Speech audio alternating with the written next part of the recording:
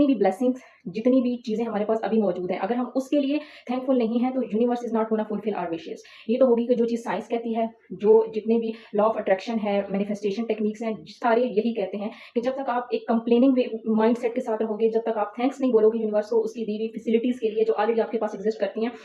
Then there is no chance, then आपकी जो भी विशेज़ हैं वो डिले होती चली जाएँगी। रिलीजियसली अगर हम देखें तो अल्लाह भी ये फरमाता है कि तुम मुझसे माँगो,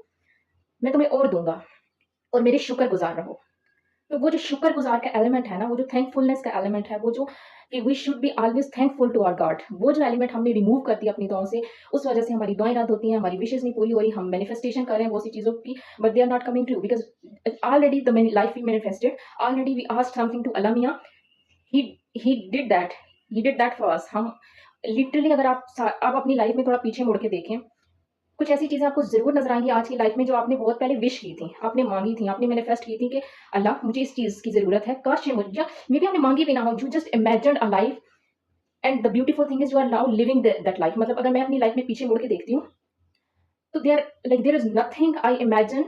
एंड वो मेरे पास नहीं है। बट पता है थिंग क्या है? जब हमारे पास एक चीज़ नहीं होती, हम सोचते हैं कि काश ये मिल जाए। This is about like materialistic things की यही चीज़ है कि जब हमारे पास एक चीज़ नहीं है, हम कहते हैं या अल्लाह हमें ये चाहिए, या गॉड हमें ये चाहिए, काश हमें ये मिल जाए। और हम इमेजिन करते हैं, हम सोचते रहते हैं, हम ख़यालात में भी हम सपने सजाते हैं लिटरली उस चीज़ की। जब वो